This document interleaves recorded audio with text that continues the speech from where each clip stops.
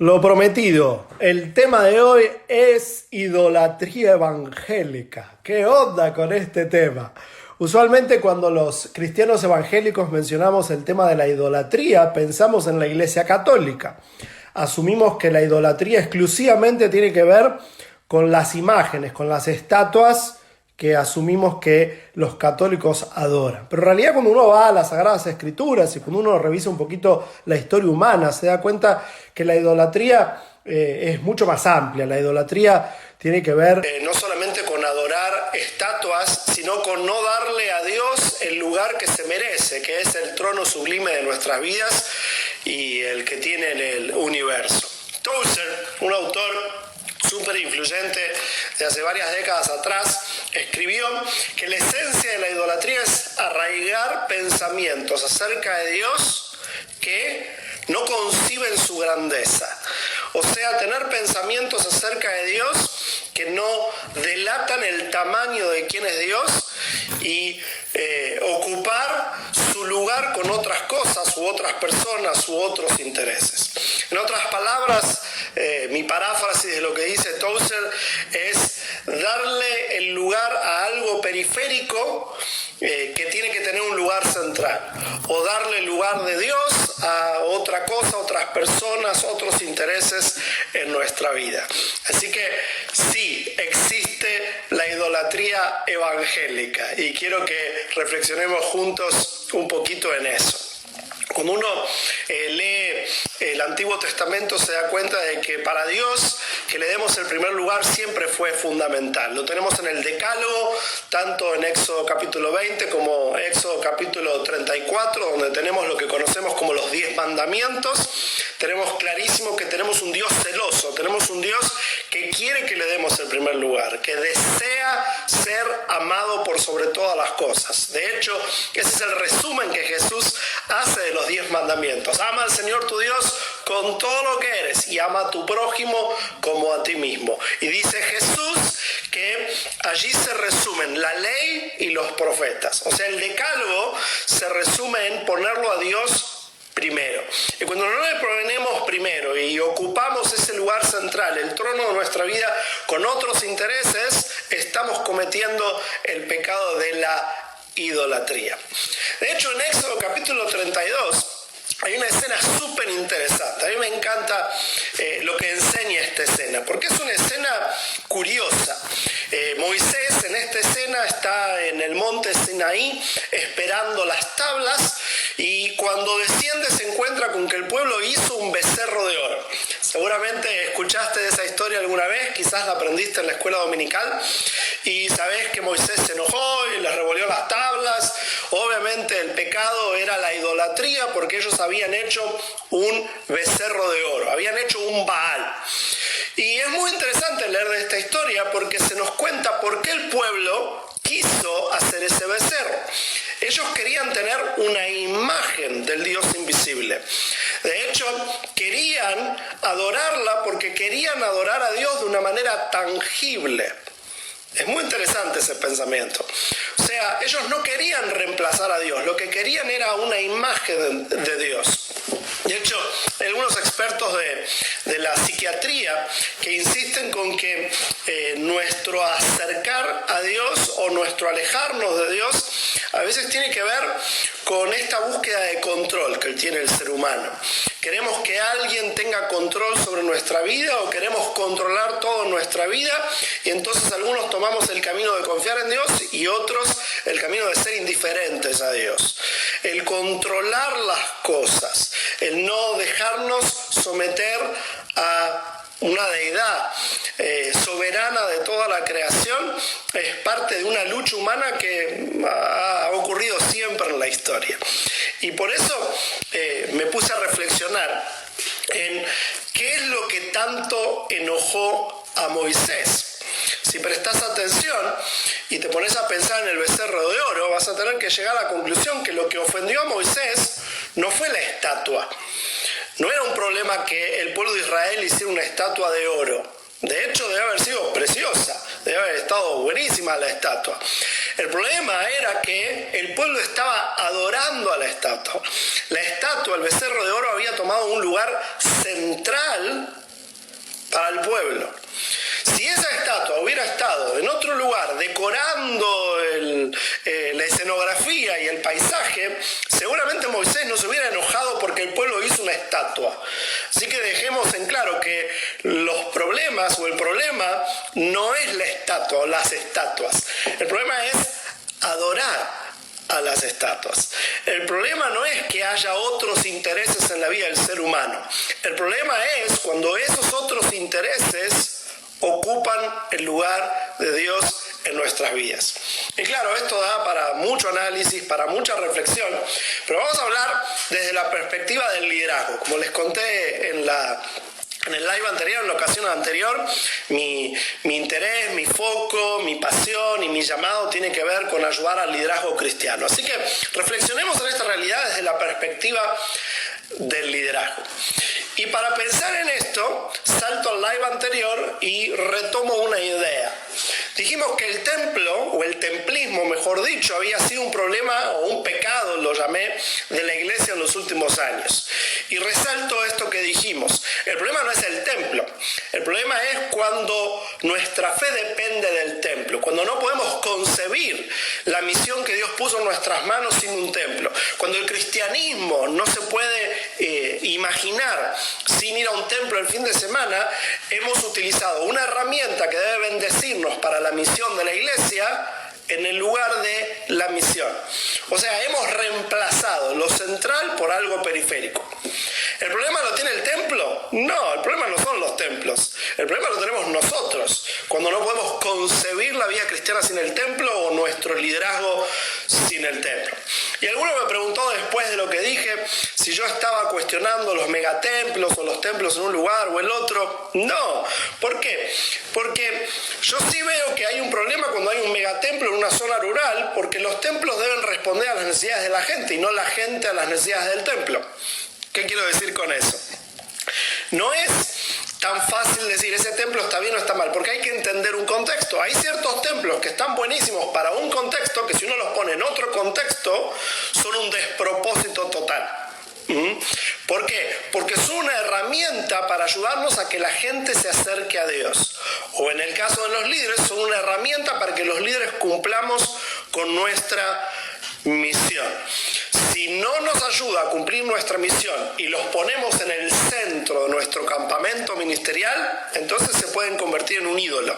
Pero el problema no es el templo o su tamaño, el problema está en nuestro corazón. Como dijo el mismo Jesús, lo que nos contamina no viene de afuera, sino que emerge de adentro. Es nuestra visión pecaminosa de la realidad, que no se ajusta a los intereses de Dios. Otro posible ídolo evangélico son las liturgias.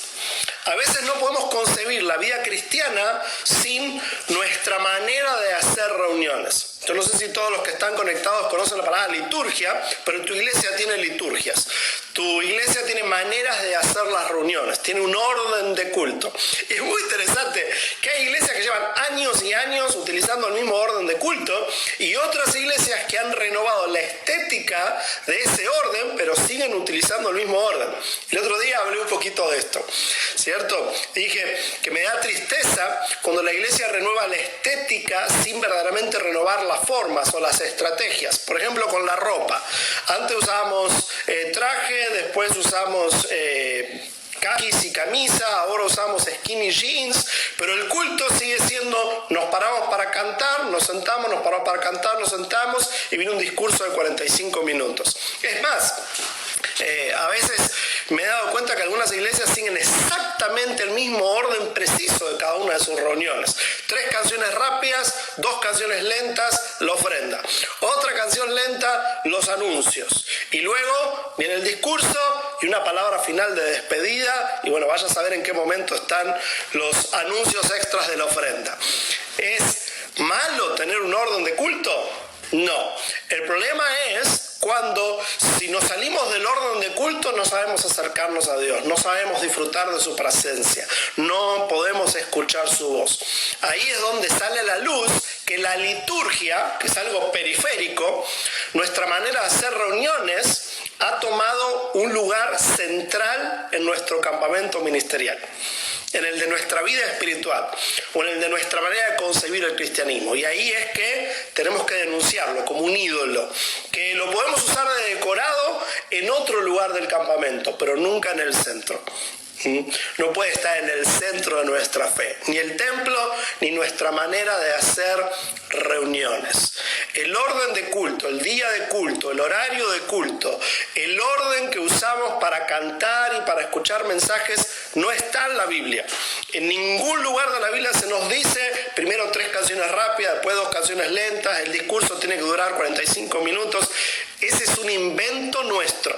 Y no es que esté mal, pero tiene que servir en función de la misión de acercarnos a Dios, disfrutar de su gracia y hacer discípulos de Jesús, ayudar a que otros se encuentren con su plan de gracia, con su plan de redención. Bueno, antes de seguir con los siguientes, voy a algunas preguntitas por ahí.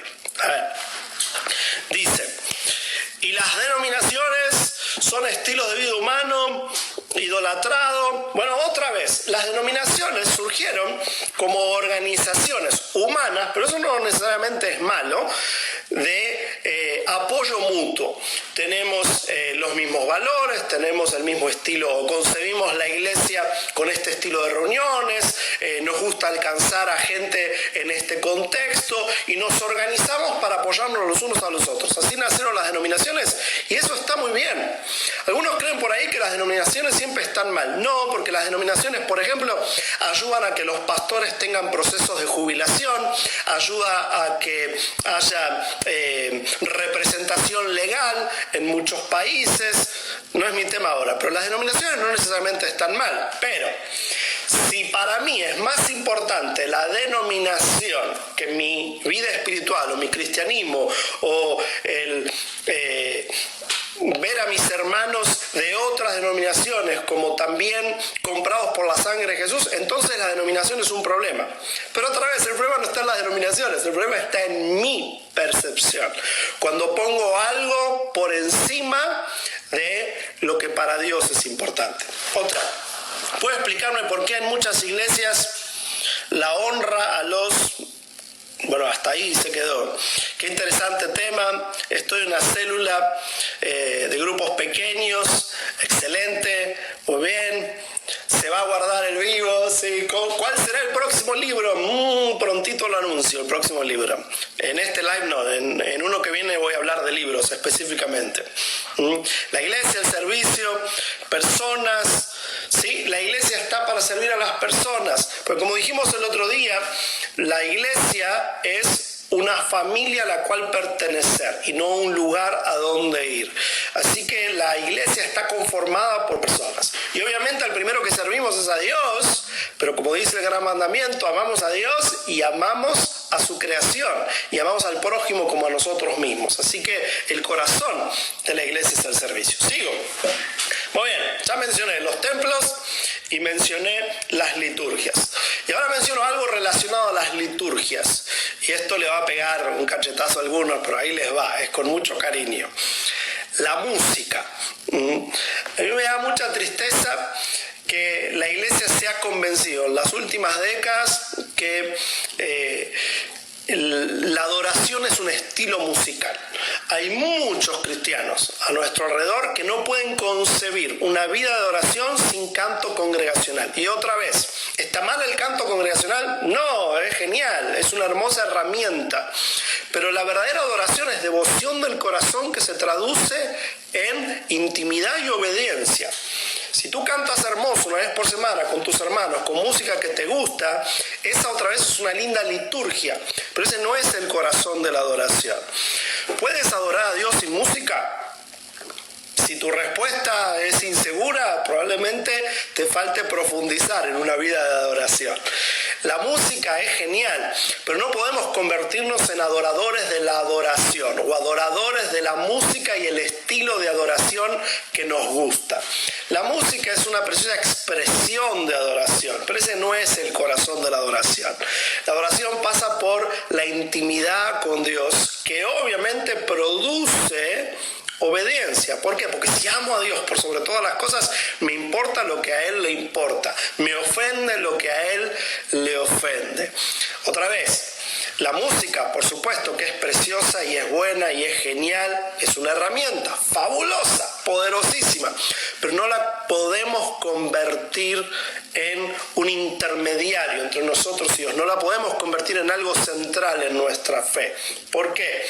Porque es una herramienta ministerial, es una expresión, es un vehículo, pero no es la esencia, el canto, la música no es la esencia de nuestra relación con Dios. Si la ponemos por encima de todo, otra vez, la habremos convertido en un ídolo evangélico. Va otra, esta le va a gustar a varios que veo que lo están insinuando. Convertir a personas en nuestros intermediarios con Dios, en ídolos evangélicos. Qué ridículo tener a un ser humano imperfecto y pecaminoso como nuestro gran intermediario para acercarnos a Dios. O sea, ¿podemos aprender de otras personas? Por supuesto, debemos aprender de otras personas.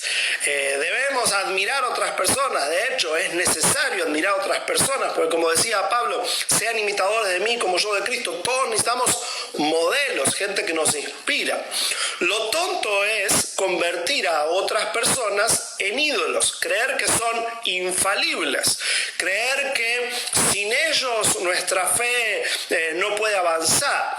Yo a veces me entristezco cuando veo por ahí patrones mundanos a la hora de evaluar los ministerios. Armamos rankings, que el número 1, que el número 3, que yo solo escucho a este y parece que si escucho a este o me gusta este ministro o leo este autor estoy en contra del otro.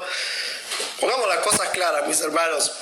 Todos somos pecadores y no podemos aprender exclusivamente de una sola persona. Tenemos que buscar aprender de todos los que podamos. Entonces, está mal que tengas un predicador favorito, un autor favorito, un salmista favorito. No, está genial. Lo tonto sería que no puedes acercarte a Dios sin esa persona, no puedes adorar a Dios sin ese ministerio, no puedes prestarle atención a otros ministerios, escuchar a otros hermanos, porque si no esa persona se ofende. Cuando eso sale a la luz, es que hemos convertido a una persona, a un ministro, a un predicador o a un salmista, a un músico en un ídolo evangélico. La Biblia lo deja bien clarito. Todos somos pecadores necesitados de gracia. Todos cometemos errores. Por eso a mí me da alarma cuando veo por ahí que alguien se pega una gran decepción cuando de repente alguien que admiraba dice una tontería y entonces esta persona está tan decepcionada que empieza a tirarle palos continuamente a esa persona que antes admiraba. Mejor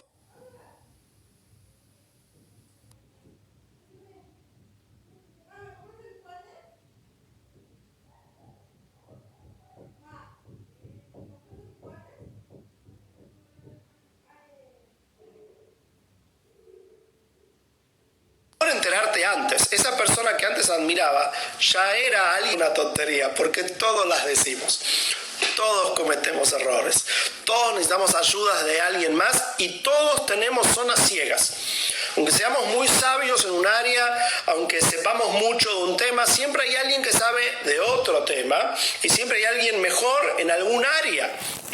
Por eso el primero de estos lives fue el de a quién escuchar y establecer ciertos filtros sabios para evaluar la realidad y darnos cuenta que a distintos temas hay distintas autoridades. Entonces está bueno que tengas a alguien favorito y está genial, pero cuidado con poner a esa persona en un pedestal y de que esa persona es la ungida de Jehová, que siempre va a decir lo que es correcto, porque eso te va a tirar. Eso tarde o temprano va a ser una gran decepción, porque tarde o temprano te vas a dar cuenta de que esa persona es falible. Es un pecador, una pecadora, necesitado, necesitada de la gracia de Dios. Mira de nuevo comentarios y preguntas. Y saludos a todos los que me hablan. Ahí veo un montón de mensajitos yendo y viniendo. Buen comentario. ¿Nuestros sueños y proyectos de vida pueden convertirse en ídolos? Claro que sí. Cualquier cosa que pongamos primero que Dios es un problema, es una dificultad. Cuando tu proyecto de vida es lo más importante para ti, estás poniendo algo periférico en el lugar central que solamente Dios debe tener. Por eso es que Jesús dijo, busquen primero el reino de Dios y todo lo demás será añadido. ¿Están mal los sueños, los proyectos? No. De hecho, en el próximo live voy a hablar un poquito más de eso. ¿Qué más por aquí? ¿Qué piensa del pastorado femenino? En otro live hablo un poquito más de eso, pero creo que todos somos iguales delante de Dios, lo cual no significa que todos somos ideales para los mismos roles y que como la iglesia es un cuerpo, tenemos que ser sabios en encontrar los distintos roles según las distintas habilidades, dones, talentos, pero también tiempos de la historia, porque el contexto a veces determina qué es lo correcto y lo que no. Sigo, consejos para un líder nuevo. Ama. Esa es la gran premisa del liderazgo. El liderazgo siempre comienza en el amor. Si no amas a la gente, la vas a mandonear, no la vas a liderar según lo que Dios te ha llamado a hacer. Saludos de España, saludos la madre patria, mi abuelita era de Málaga. ¿Cuándo se traspasa de la honra a la idolatría de una persona? Buena pregunta. La idolatría tiene que ver con creer que esa persona es perfecta, tiene que ver con ponerla en el lugar de Dios, tiene que ver con que sea tu intermediaria, y ahí es donde ya el problema es que esa persona está ocupando un lugar en tu vida que no debiera tener. Y eso genera codependencia y lo que hace es que te aleja de Dios, porque tienes un intermediario, tienes una interferencia. Así que honrar a las personas, por supuesto que sí. Y atención, porque hay que saber por qué las honramos. Por fidelidad, por trayectoria, por conocimiento. Ojo con solamente honrar por talentos. Eso es lo que hace el mundo. El mundo celebra talentos. Nosotros a veces demasiado también. Hay que celebrar otras cosas. Virtudes del carácter. Hola Lucas, ¿qué se hace en una iglesia que está estancada hace años con la misma gente? Ay, qué buena pregunta. Obviamente se le pide a Dios que nos dé discernimiento, se le pide a Dios que nos dé palabras precisas para cada persona. Tenemos que tener paciencia, fidelidad y amor, pero a la vez tenemos que leer si lo mejor que podemos hacer es algún tipo de iniciativa, tomar la iniciativa en crear las cosas que anhelamos. Muchas veces me han preguntado a través de los años lo digo así, muchas veces alguien me cuenta una escena, una historia de su vida ministerial y yo me doy cuenta que lo que me está preguntando en realidad es si se tiene que revelar o no a esa circunstancia. Y yo siempre les digo, yo no te puedo responder si te tienes que revelar o no. Tienes que discernir la voz de Dios en tu vida y en tu contexto. Porque hay circunstancias en las que Dios quiere que nos revelemos. Y hay circunstancias en las que no. No es que siempre sí y siempre no.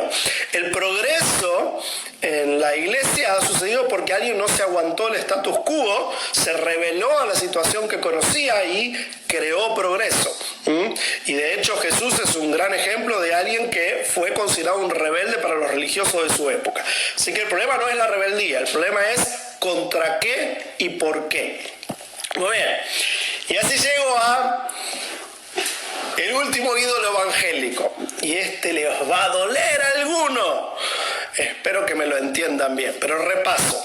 Primero hablé de los templos, segundo mencioné las liturgias, tercero de la música, cuarto hablé de los predicadores o líderes de alabanza, personas, y aquí va, le va a choquear, la quinta cosa que voy a mencionar en este live. La Biblia. ¿Cómo la Biblia? Yo sé, no son demasiados. Debería haber más gente que le presta toda la atención a la Biblia que se merece, pero hay algunos que tienen una mejor relación con la Biblia que con Dios. Y eso también es idolatría, o en otras palabras, bibliolatría. Debemos tener mucho cuidado cuando le ponemos más celo y más cuidado a conocer la Biblia que a conocer a Dios. Porque la Biblia fue dada a nosotros como herramienta, como vehículo para conocer a Dios. Nadie me malentienda, es fundamental conocer a Dios a través de la Biblia. Pero la Biblia no es un objetivo en sí misma. La Biblia no fue dada a nosotros para que sepamos Biblia. No fue dada a nosotros para que sepamos doctrina o historia del pueblo de Israel o versículos. La Biblia fue dada a nosotros para que a través nos encontremos con el Dios de la historia, para que a través de ella conozcamos mejor la identidad, el carácter y los planes de Dios. Yo estoy absolutamente convencido que si no amamos lo suficiente la Biblia, no amamos lo suficiente a Dios. Pero cuidado cuando la Biblia es nuestro objetivo espiritual y no un medio, un vehículo, una avenida para llevarnos a una mejor relación con el Señor. La mayoría de nosotros conocemos el Salmo 19, 105. ¿Se acuerdan que dice ahí? Dice: lámpara es a mis pies tu palabra y lumbrera a mi camino. Y quizás nunca te diste cuenta que ahí hay una perla preciosa, y es que menciona el camino, y ustedes saben quién dijo que Él era el camino: Jesús. La palabra de Dios nos ilumina a Jesús. Ese es su propósito, es que conozcamos a Jesús, que desarrollemos una relación con Él, que elaboremos una perspectiva correcta acerca de su identidad, de su carácter y de sus planes. El objetivo no es que conozcamos la Biblia, el objetivo es que conozcamos a Dios. La Biblia fue dada a nosotros para iluminarnos al camino, a Jesús, porque Él es el camino, la verdad y la vida. Dios quisiera, a mí me gustaría que haya más gente que respete la palabra de Dios como se lo merece y que realmente la utilice para su desarrollo espiritual. Pero qué triste cuando la convertimos aún a la Biblia en un reemplazo de nuestra relación con Dios. ¿Es mala la Biblia? No, es preciosa. ¿Es malo un templo? No, es genial. ¿Es malo admirar a alguien? No, es natural, es deseable admirar a otras personas para aprender de otras personas. ¿Es mala la música? No, es sensacional. Que la música nos guste, nos atraiga, nos movilice las emociones. ¿Son malas las liturgias? No, necesitamos liturgias, órdenes. Eso además a veces no solamente establece una línea de pensamiento, sino que genera convivencia, identidad social. Son herramientas. Pero son herramientas para que en el centro de nuestro campamento siempre esté Dios. La verdadera espiritualidad, mis queridos, es siempre una relación personal con el Señor. Lo que hacemos, lo que leemos, lo que estudiamos, debe ser en función de esa relación personal, milagrosa, a la que Dios nos invita. Él pagó el precio para reconciliarnos con Él. Jesús fue ese precio para que podamos disfrutar de una relación personal. El corazón del cristianismo es ese romance con la gracia que podemos disfrutar cada uno de nosotros. Es la poesía de conocer que Dios, a pesar de nosotros, nos ama. Así que usemos los templos para declamar esta poesía. Usemos las liturgias para que la gente se encuentre con la gracia. Usemos las canciones para atraer a la gente a acercarse a Dios. Aprendamos de todos los que podamos, no de unos y de otros, de todas las voces que podamos, porque nos necesitamos entre todos. Y aún utilicemos la Biblia para conocer más a Dios, para disfrutar más de su gracia. Bueno, algunos comentarios y preguntas finales y voy cerrando. Dice, ¿cuántas? ¿Cómo trabajar con adolescentes sin volverlos codependientes? Muy bien, ayudándoles a pensar en vez de siempre diciéndoles qué pensar. En el libro Liderazgo Generacional hablo bastante de eso. Obviamente, cuando empezamos a acompañar a nuestros hijos desde la niñez hacia la adultez, primero estamos muy cerquita, les decimos lo que pensamos, lo que creemos ideal, pero luego tenemos que ir soltando. Así vamos generando independencia.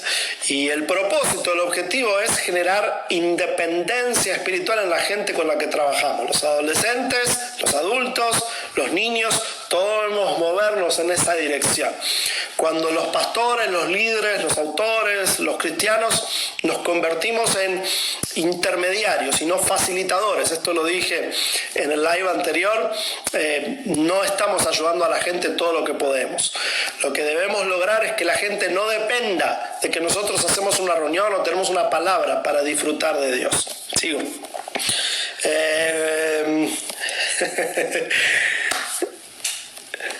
La ofrenda puede ser parte de la idolatría evangélica. Bueno, yo estoy hablando de tu idolatría. Me imagino que para alguien puede ser el plato central de su experiencia cristiana o su ministerio. Puede ser, sí. Cualquier cosa que sea periférica y se ponga en el centro del campamento y se convierta en el plato central, puede ser un ídolo evangélico.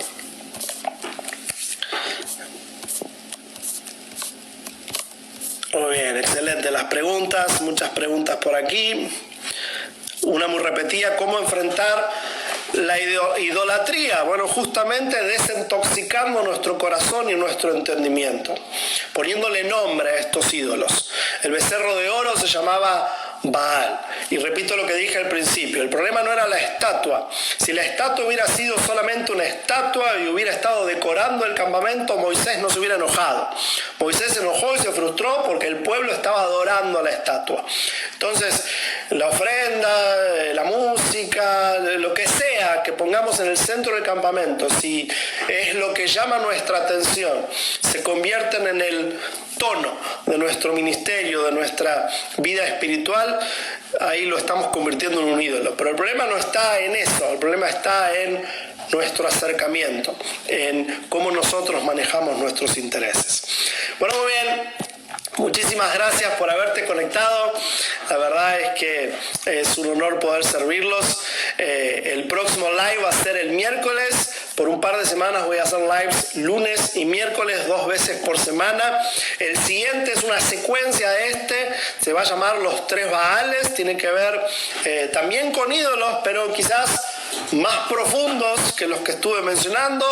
Lo que voy a hablar tiene que ver con mi último libro, Estamina, y pronto va a haber otro acerca de libros. Y de paso aprovecho también para invitarte a conocer el Instituto E625, institutoe625.com, porque justamente ahí estamos trabajando duro para ayudarte a ser un mejor discipulado, un mejor discípulo de Jesús, ayudarte a que tu iglesia sea mucho más fuerte en el discipulado de las nuevas generaciones. Hay un montón de cursos, hay 4 cursos nuevos por mes, duran un mes, son online, los tomas en tu horario, desde tu casa, y es educación acreditada. Eso significa que vale como parte de una licenciatura universitaria. Estamos acreditados a través del Seminario Teológico Centroamericano. Así que no es un sermón online, no es un live, son cursos, trabajas, lees, así que conoce el Instituto E625, que estamos ahí para servirte y seguir aprendiendo juntos. Muy bien, chao a todos, seguimos viendo.